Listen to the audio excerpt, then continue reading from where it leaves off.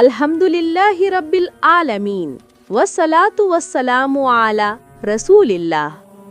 প্রিয় ভাই ও বোনেরা, আজকের বিষয় হলো ইসলামে মানবাধিকার, একটি বিষয় যা আল্লাহ ও তার রাসূল সাল্লাল্লাহু আলাইহি ওয়াসাল্লাম বহু আগেই প্রতিষ্ঠা করেছেন। আল্লাহ তাআলা পবিত্র কোরআনে বলেন, নিশ্চয়ই আমি আদম সন্তানকে মর্যাদাবান করেছি। সূরা আল ইসরা ৭০। এই আয়াত প্রমাণ করে যে প্রতিটি মানুষই আল্লাহর পক্ষ থেকে সম্মানিত, তার রং, জাতি, সম্পদ বা জাতীয়তা যাই হোক না কেন। ইসলাম মানুষের জীবন ও নিরাপত্তার অধিকারকে অত্যন্ত গুরুত্ব দেয়।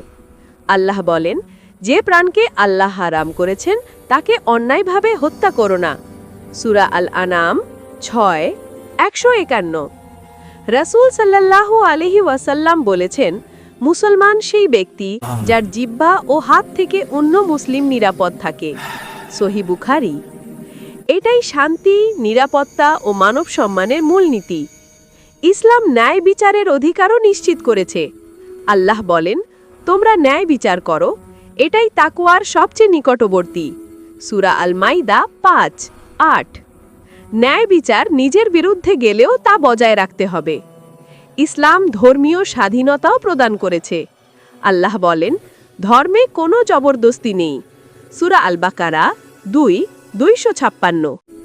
ইসলাম নারীর অধিকার, ইয়েতিমের অধিকার, শ্রমিকের অধিকার, প্রতিবেশীর অধিকার, এমনকি পশু পাখির অধিকারও রক্ষা করেছে। রাসূল সাল্লাল্লাহু আলাইহি ওয়াসাল্লাম বলেছেন, তোমাদের অধীনস্থরা তোমাদের ভাই। তোমরা যা খাও তাদেরও তা খাওয়াও, যা পরিধান করো তা তাদেরও পরিধান করাও। সহিহ বুখারী। এতে সমতা, দয়া ও মানবিকতার শিক্ষা রয়েছে। প্রিয় মুসলিমরা, যে আল্লাহর রহমত চায় সে যেন আল্লাহর সৃষ্টির উপর দয়া করে, যে ন্যায় চায় সে ন্যায় বজায় রাখুক, আর যে শান্তি চায় সে শান্তির মানুষ হোক।